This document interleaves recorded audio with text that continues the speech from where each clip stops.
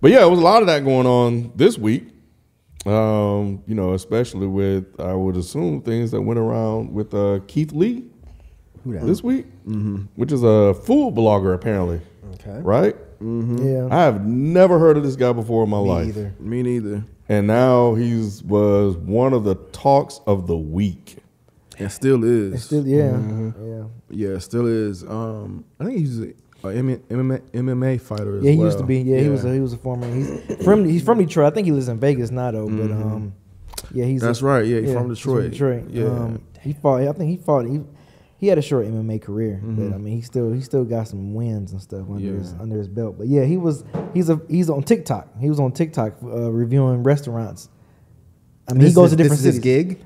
This is what he does. I don't know if this is what he does, but he got millions and millions of views on TikTok. That's crazy. He's been doing it for a little bit now. That's what I mean. So that's what he does. Yeah, right? I think so. That's what he's known for. Okay. Yeah. I think he was doing something before this, but this is what actually took off. Yeah. Got it. And people think he just came to Atlanta, but he's done Chicago, Detroit.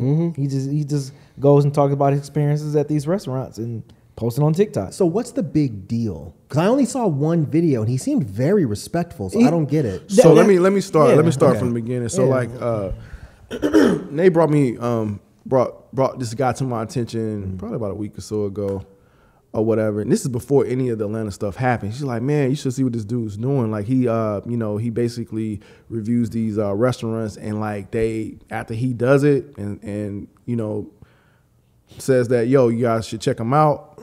Lines out the door. Like, I'm talking about sales go up, everything. And this is just free promo for these people. Like, he's not charging them. He don't even pay for his own food. Like, he doesn't even what am I trying to say?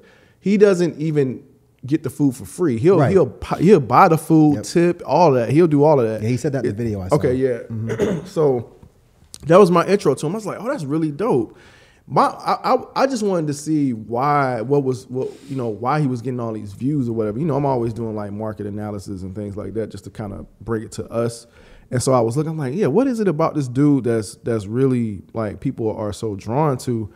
And it's real simple. It's just his phone. It's like not even a whole production. Like it's just his phone. But it's the way he edits, clips it and stuff. It makes it a little intriguing. And I think it's just his personality. And I asked Nate, I was like, yo, why is that drunk? Because this, like I said, this is before any of this. This was a whole different reason I was looking at this dude. I was like, what is it about that makes you want to watch that? She was just like, it just seems genuine, which, kind of like, I feel like how we got bigger because we were just genuinely giving our opinions on things or whatever. So yeah, that was my intro to him. Then all of a sudden, he came to Atlanta. Bruh. And he reviewed this one place. It was like a Caribbean spot. Didn't have much business or whatever. He went there, reviewed them, boom, business out the door. Like I'm talking about, like, yeah, just crazy. Now numbers are up. They can't, what I'm saying? It's crazy. And then he started going to some of the more popular places around here, like the old lady gangs, the Milk and Honeys and stuff like that. And that's when he started having some issues. So he would go and, for instance, he went to the Real Milk and Honey trying to order. And the thing he does, he stays in his car because he don't want to draw like attention and things that to himself. Like you've seen the video. The Milk and Honey one is the one I saw. Yeah. So he'll have his family go in or whatever and they'll order, but they were having a hard time ordering. They were going on like Uber Eats and all this. And it's like, oh yeah, they're not open. It was just all these different things. He said they were closed for cleaning. But before their actual hours said they were closed. Right. So like a lot of rules and stuff. So when he went in there, obviously, they're trying to serve him at that point because they realize who he is. Or whatever. So he was just like, no, I'm going to, respectfully decline, what I'm saying, at this point, don't worry about it or whatnot. But the thing is, he comes back and talks about that. He's just like, okay, I'm about to review this, As you can see, nothing's in my hand. Boom. And then that's when he gets into, what happened. And so I think that caused the stir because people have those issues with some of those places here in Atlanta. Oh, and now someone popular is saying what they've been dealing with. And they're just like, it's like finally he's like revealing. It's like a curtain reveal. But see, the thing is like, it's not like he's purposely trying to knock this business. Exactly. Right. It's just that now other people can relate to the experience that he had. Because all he talks about is his experience. He don't bash him. He don't do it. He just talks about what happened from the moment he got there to the moment he left. Yeah. That's all he's doing. I had just never heard of Milk and Honey. Yeah. So when I saw that video, I just didn't see why it was such a big deal. It's but two I of get them. it now. And they responded to it's the real Milk and Honey, and there's Milk and Honey. So it was one thing, but then I guess they had some discrepancies in the company, so one went off. Okay. And that's why one of them's called Real Milk and Honey and all that. I ain't know that either. Naomi had to tell me that too. Yeah. Okay. Is that the Candy Burris one? No, that's Old Lady Gang. That's Old Lady Gang. Gang. But did you see Real Milk and Honey response? So yeah, then Real Milk and Honey responded to him saying that about his experience, which, like B said, he wasn't being disrespectful. It was just that people could relate to what he was saying, and that's what caused the story. It wasn't him. It's just he was just doing what he does. You know what I'm saying? It's like us reviewing something, and somebody we've had this experience. Like we can have 1,000 positive, but all they're gonna see is that one negative thing, and that's what happened. So Real Milk and Honey just kind of playing into it.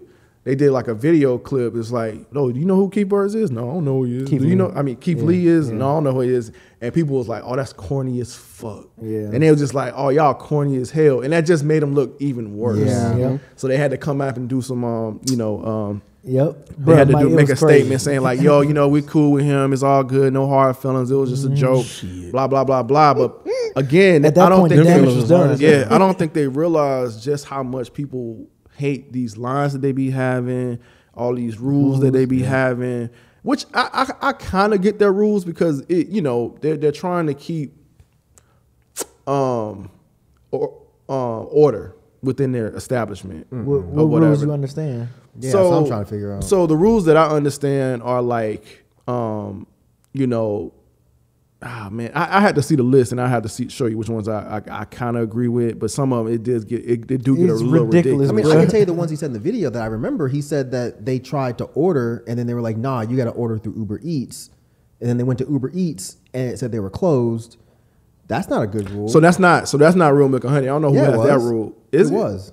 Yep. Well, Old Lady Gang or somebody don't have that rule. It's just more. Old Lady Gang. Yeah. Old Lady Gang says we don't do takeout orders because we have people that's in the city that actually trying to get their orders in, lines out the door, so we can't takeout orders because that's going to obviously back up the kitchen. Sure. So yeah, that was her thing because she actually came out and made a statement or whatever. That so makes yeah. sense. Yeah, that's what I'm saying. Some of them I get. Yeah. Some of the rules I get, but I'm talking about more so the rules that when you're at the establishment or whatever. I don't have a list of them right now. Real Milk and Honey situation that I saw, I understood. It sounded like some bullshit. If I remember correctly, they went there. They tried to order. They said they were closed, even though it said they closed at let's say they said they closed at 6.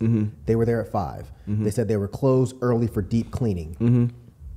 Ding one, that's not cool. Yeah. The second ding was they said they tried to order or something, but they were like, nah, you got to order through Uber Eats. But then Uber Eats said they were closed too, so they just couldn't order any food. Yeah. So that situation, I was like, nah, I see why he complained. That's whack. So a new development is Ocho Cinco came out and said something. Which is a famous football player, ex-football player or whatever. But he was just saying that he don't like what Keith Lee's doing because he feel like he's tearing down black businesses. I get that part.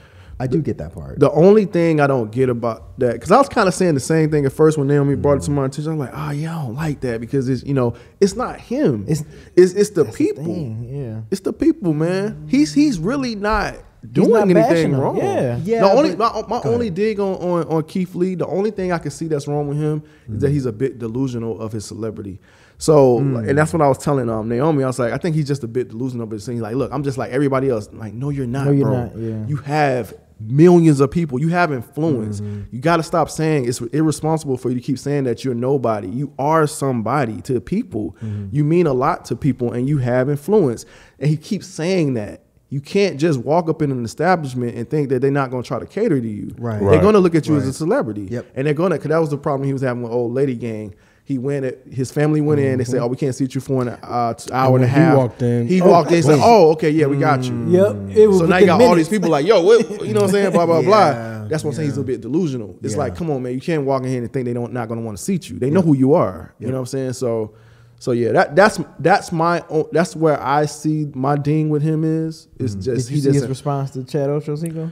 Yeah, go ahead. You want to tell him? No, I'm just saying. I heard Naomi yeah. talking about this morning, but you could go ahead. Yeah, say no, I it. mean, he just responded to what Chad Ochocinco said. He made a TikTok video, and then Chad replied like, "Man, he got me together." I mean, it's a lot. I mean, I can't just give us the cliff notes. In the no just shit. give us the cliff notes. What he said. If you don't have it, I can. I got it. Okay, He made a response, then somebody else made a response. That's right. It is hard to get the funding. It is hard to have people come in. I agree. And I'm blessed enough to be a marketing platform for those restaurants, completely free. To me, it seems like you have no idea who I am. And again, that's okay with me. The main point was my qualifications. I'll be honest with you. I've been Wi-Fi. What? a professional fighter for almost 10 years. I've traveled the world eating food. I've cut weight from anywhere from 170 pounds to 135 pounds. And food is one of the most important things when it comes to cutting weight. So at the end of the day, I'm just a foodie. I agree with you. I've been blessed enough to be in this position. But then in return, I want to ask you, what are your qualifications to have this firm stance on this topic? Because to me, this seems like your first time ever seeing me. And if it's not, again, I have another question.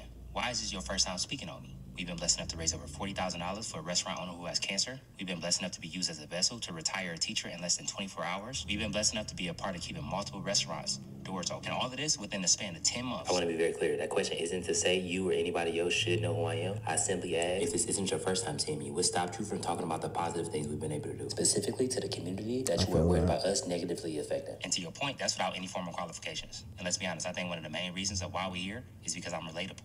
I'm a customer like everybody else. I pay for my food like everybody else. I don't take anything from these restaurants. No matter how much business comes from any post I make, I don't take any money. If I was to go to school and get all of the qualifications and start talking in big words that not a lot of people understand, would they still come out and wait in 4-hour lines? I don't believe so. I'm a normal person just like you.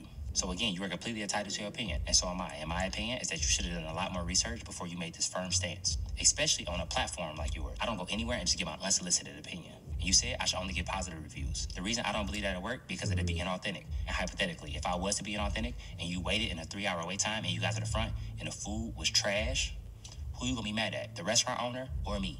Those 600 people who waited in line, they're gonna all make videos and say I'm a fraud, say I lied. And that 4-hour line only gonna be there that one time because everybody gonna say the food is trash. Simply just to spite me, not even a restaurant themselves. But if it's a restaurant where the people really put their time and their effort into, that 4-hour wait time is gonna be 4 hours the next day, and the next day, and the next day. God willingly, of course. Again, I'm gonna be very clear. I think you are completely entitled to your opinion, just like I am. 99% of my videos have ended very positively.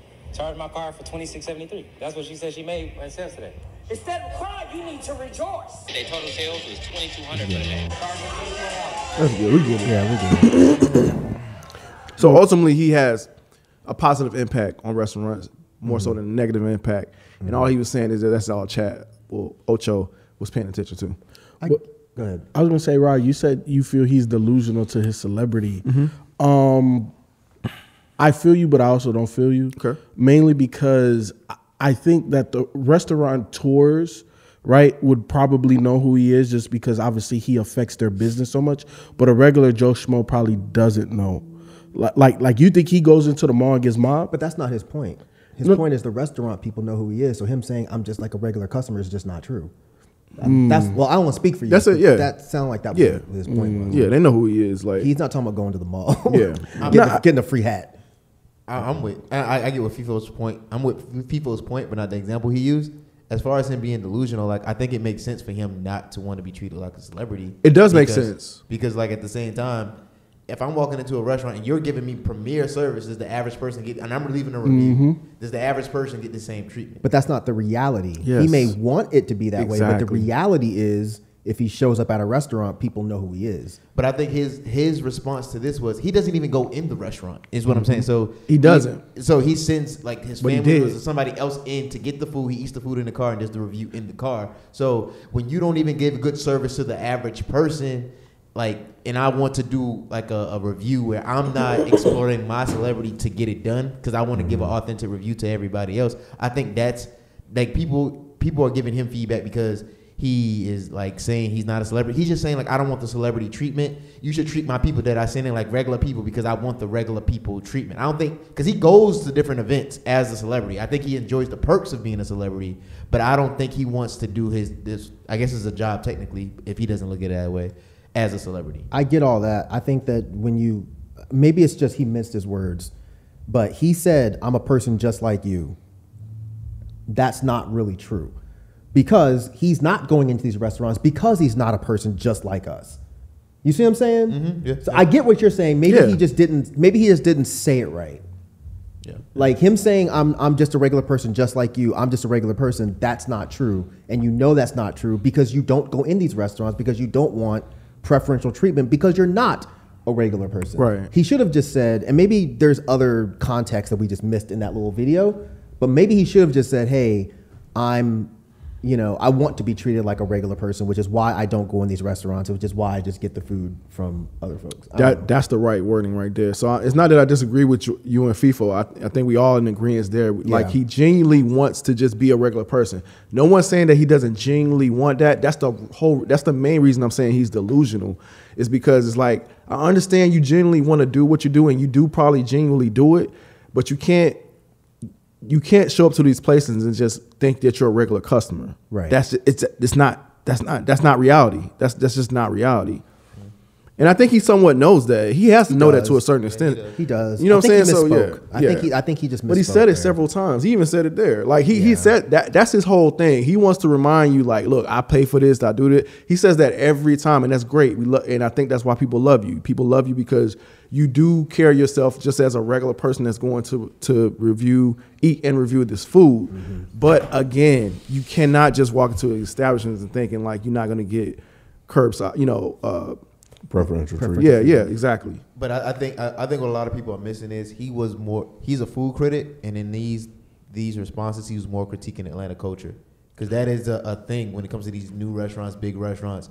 Like, it's just shitty service. Because people care more about the celebrity and the look of being at that restaurant than the actual restaurant. Yeah. And he didn't come to Atlanta he's probably going to other places. Like, black people here in Atlanta come to Atlanta. They want to get the Instagram shots. They want to say, I came here for brunch. They'll sit out for hours to be treated like a celebrity. But that's not what he came here for. And when he got the food, he critiqued the service more than anything. But I understand it, because I'm sick of Atlanta culture. Niggas trying to be celebrities at these restaurants. This shit is annoying. So I'm with you. I don't like that side of the culture either, where if you want some kind of food, you have to show up and stand in line for 3.5 hours. Slutty vegan. The food is good, but the fact that there's a line out the door when you know that you could fix this, it doesn't have to be that way. I don't like it. I'm not just calling out slutty vegan. A lot of restaurants, like Jalen said, in Atlanta at least, do that. My mom came down here wanting to go. Is it Mary Max? It was one of those places. And we drove by and I was like, nah, we're not doing this. We're not doing this. There's a fucking line down the sidewalk. We're not standing around outside in the heat for, no. I don't give a fuck how good the food is. So anybody got any other takes or opinions on Keith Lee in this situation? I mean, he has Atlanta in a frizzy right now. Bruh, that's crazy, bro. Like, I don't get why people are mad. Yeah, that's the thing I didn't understand. Yeah, because he stopped his tour because he was getting death threats from him and his family. It's like, bruh, that's crazy. That whole story made CNN. That's so and lame. everything. It made CNN? Yeah, bro. It was Good Morning America, Oh. CNN. He was everywhere, bro. Are there other ones where he's being maybe a little bit harsh? I don't think so, man. He's always he's the always videos like that. That video I just everything I've seen is Just very like that. consistent to that. He's Then, very then consistent. the restaurants themselves can't get mad at him. Get mad at you. Get mad at your staff. Look at for yourself. not Trading Yep. things 100%. better. Look at yourself. But I do get, to a small degree, I get Ocho Cinco's point. I didn't hear it, but just from what y'all said, I get it to a degree. You go to these restaurants, you get the food, and the service is bad, and then you go make a video. As opposed to, you get the food, the service is bad, then you go tell the owner, like, yo, the service is this, service is that. You should, maybe do this and that better. One is going to hurt the business. The other one is going to help the business. Him going online and making a video saying, yo, I went to this place and this was the service I had, that's going to hurt him. I get it. So, But isn't it hurting them already by the restaurateur not addressing the situation? Yes, but it's making the problem worse. Because now I've never heard of the Real Milk and Honey. Even if they had vegan food, odds are I wouldn't go there because of that story that he gave and other people now being like, oh, I'm chiming in because I've experienced this too. Well, I'm not going to go there now. True, but I think But that's like blaming Yelp. Like you 100%. can't really blame Yelp and him for blame shit him. that you're doing. Exactly. So for me, it's just an opportunity for that restaurateur to change the process. Yep, I agree. It's a little fucked up, you know, but at the end of the day, you're running this establishment and this is how you're running it. So you need to make changes because somebody with a platform came through and exposed the, you know, your lack of whatever it is. And the odds are the average person has already complained. Of course. They're just not listening to him. Exactly. But now it's a problem because a celebrity said it. Exactly. So this is more on you than it is on him. On him, 100%.